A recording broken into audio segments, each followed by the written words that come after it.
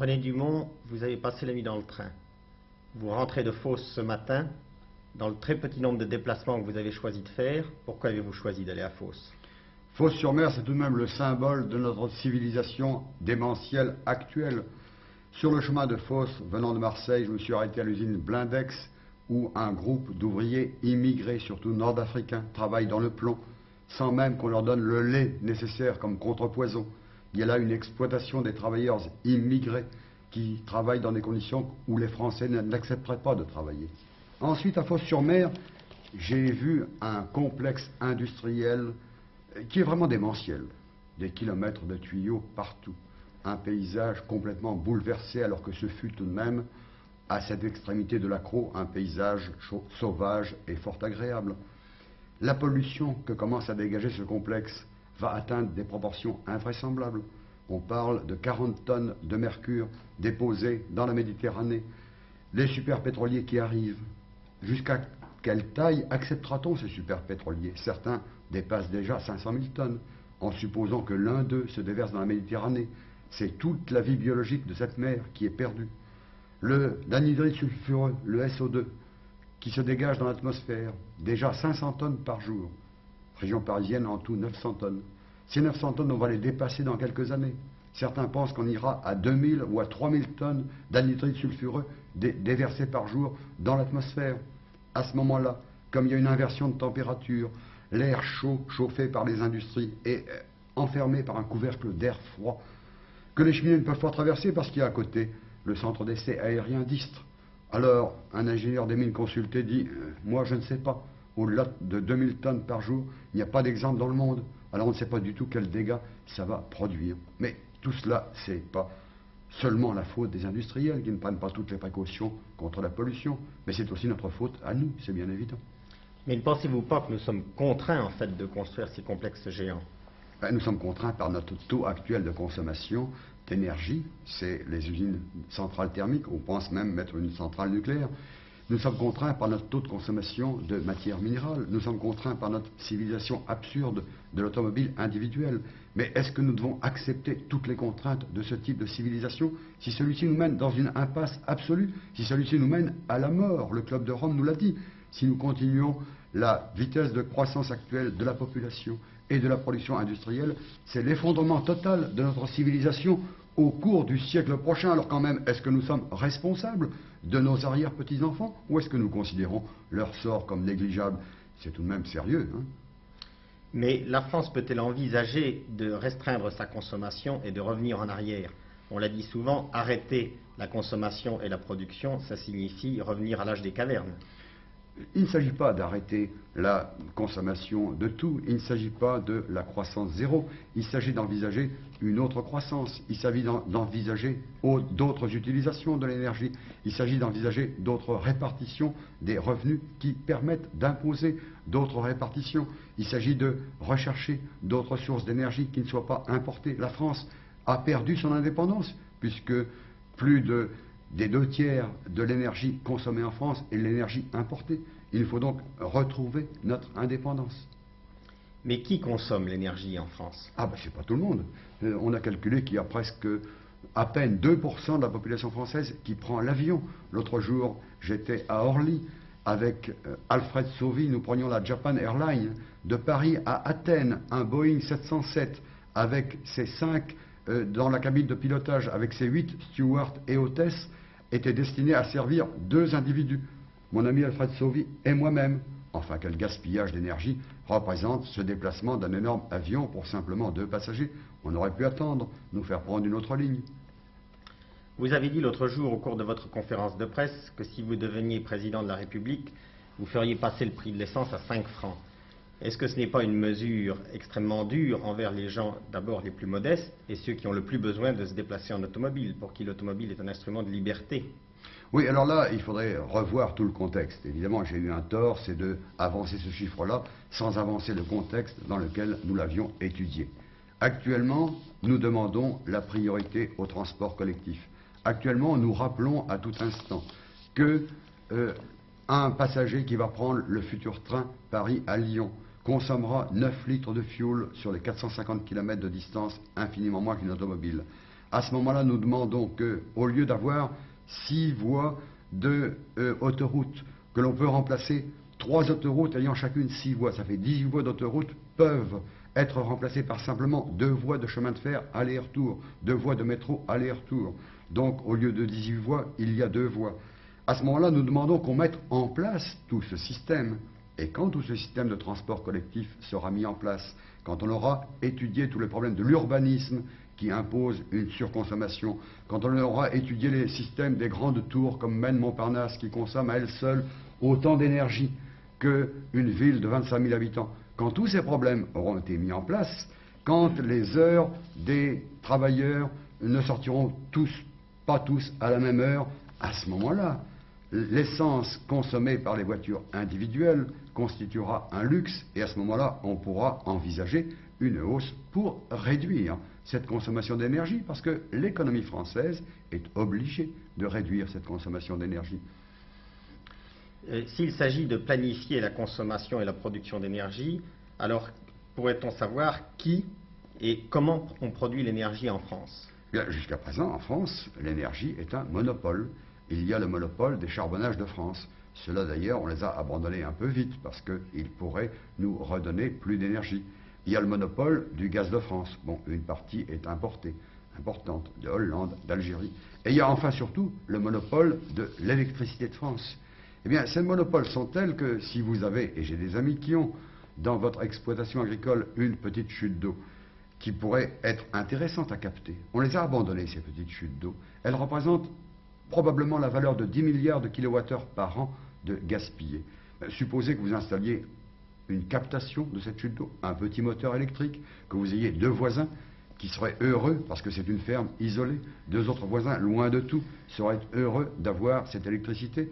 Vous n'avez pas le droit de leur vendre.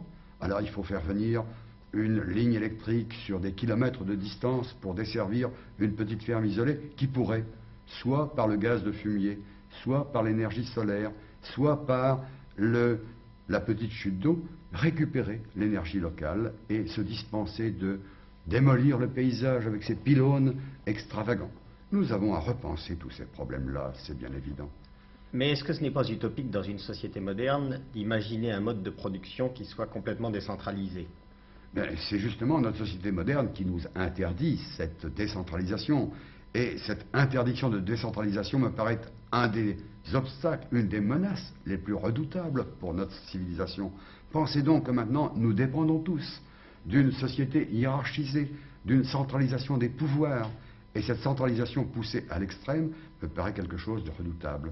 À ce moment-là, je pense évoquer une comparaison entre 2 pays socialistes, l'Union soviétique et la Chine. En Union soviétique, on a fait un capitalisme d'État, certains disent un socialisme, on ne va pas discuter ce problème-là, mais on a fait une société structurée, hiérarchisée, avec de très grandes usines comparables à celles de nos sociétés occidentales développées. À ce moment-là, on ne peut pas déhiérarchiser la société. À ce moment-là, on est obligé de garder la hiérarchie, on est obligé de garder la subordination. En Chine, on fait de petites usines. En Chine, on n'a pas fait d'urbanisation délirante. En Chine, on a établi des processus de production, chaque fois que c'est possible, surtout dans les industries légères de consommation, que chaque ouvrier peut comprendre, que chaque ouvrier peut décider, peut participer à la décision. Alors voici une société déhiérarchisée. Je ne vais pas vous dire que la Chine est un paradis terrestre et que tout ce qui est réalisé dans ce pays reçoit l'approbation de tous les Français. Non, mais pour ma part, c'est un modèle que nous aurions, même nous, c'est un modèle qui est valable plus pour le tiers-monde que pour nous, mais c'est un modèle que même nous aurions intérêt à étudier de plus près.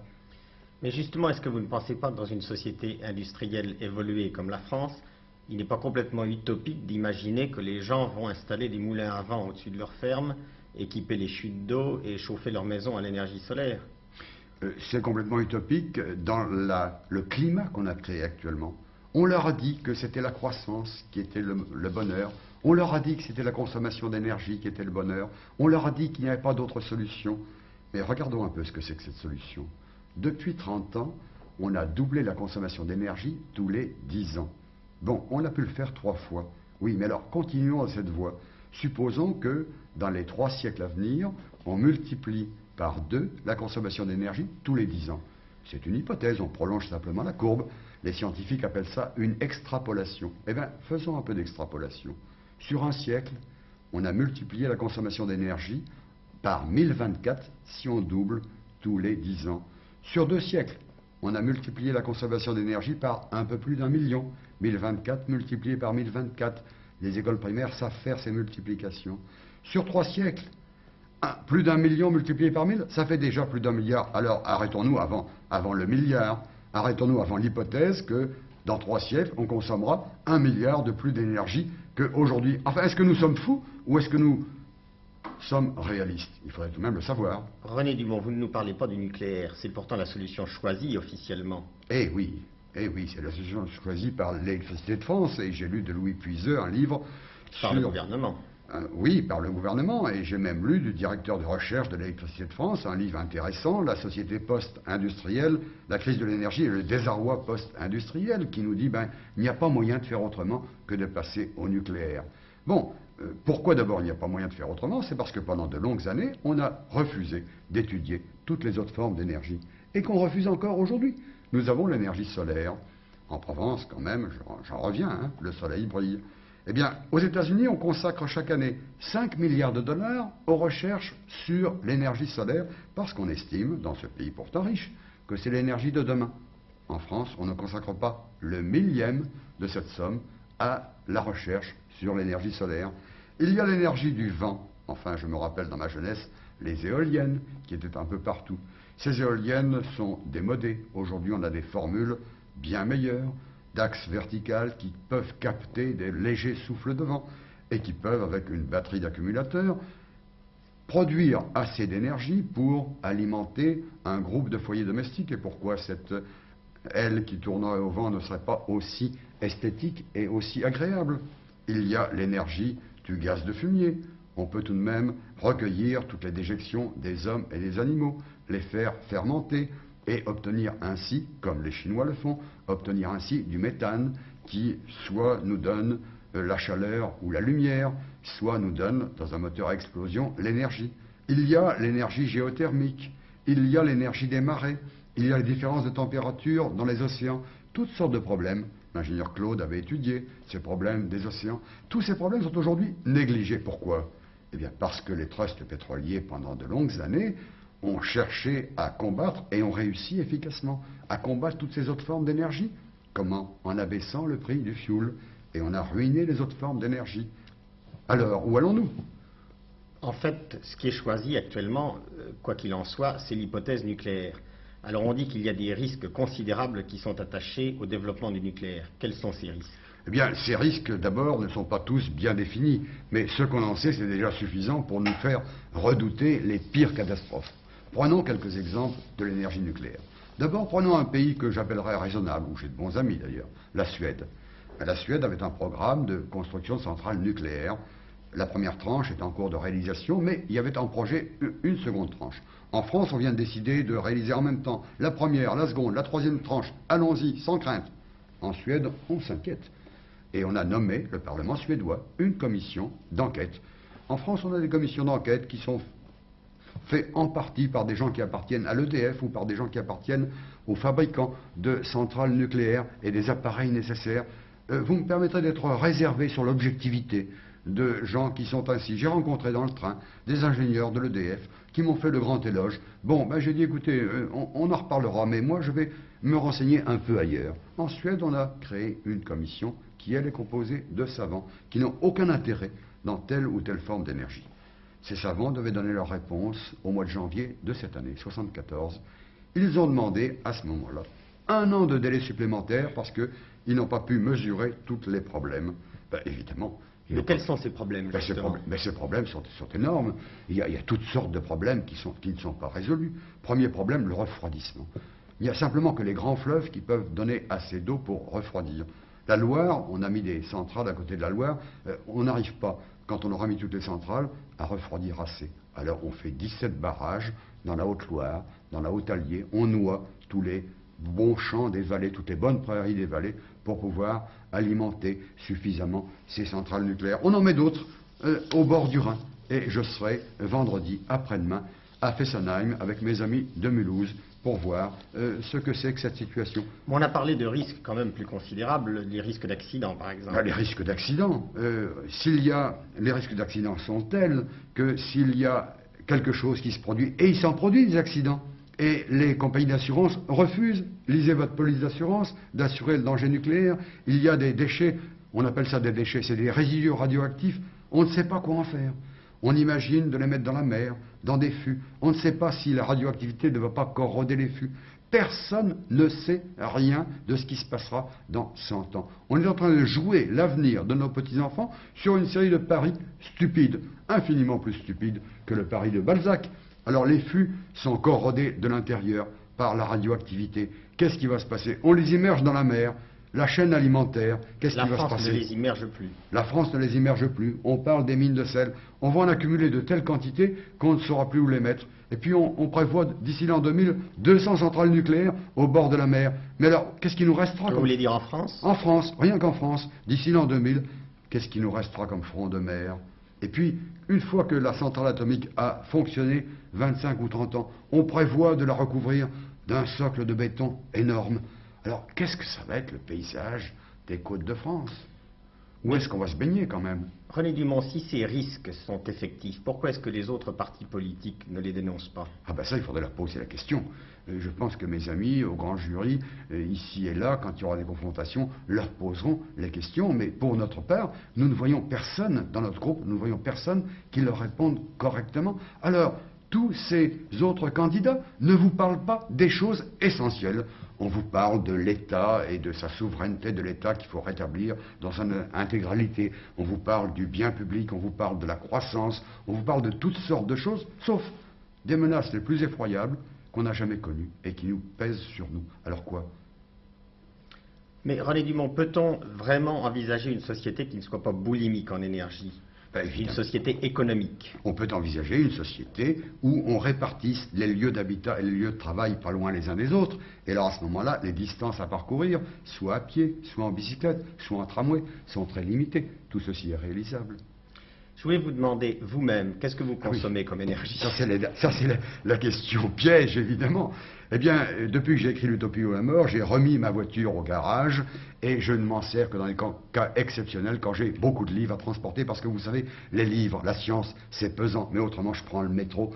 Et la bicyclette, je la prendrais plus s'il y avait moins de risques d'accident.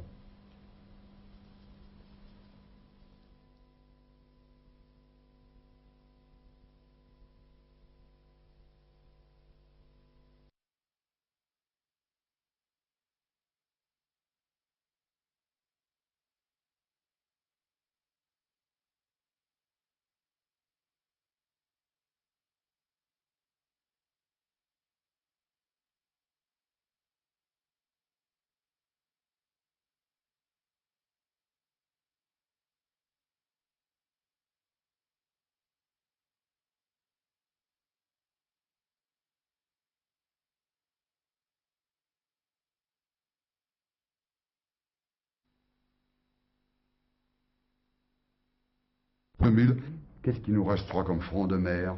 Et puis, une fois que la centrale atomique a fonctionné 25 ou 30 ans, on prévoit de la recouvrir d'un socle de béton énorme. Alors, qu'est-ce que ça va être le paysage des côtes de France? Où est-ce qu'on va se baigner quand même? René Dumont, si ces risques sont effectifs, pourquoi est-ce que les autres partis politiques ne les dénoncent pas? Ah ben ça, il faudrait leur poser la question. Je pense que mes amis au grand jury, ici et là, quand il y aura des confrontations, leur poseront les questions. Mais pour notre part, nous ne voyons personne dans notre groupe, nous ne voyons personne qui leur réponde correctement. Alors, tous ces autres candidats ne vous parlent pas des choses essentielles. On vous parle de l'État et de sa souveraineté de l'État qu'il faut rétablir dans son intégralité. On vous parle du bien public, on vous parle de la croissance, on vous parle de toutes sortes de choses, sauf des menaces les plus effroyables qu'on n'a jamais connues et qui nous pèsent sur nous. Alors quoi?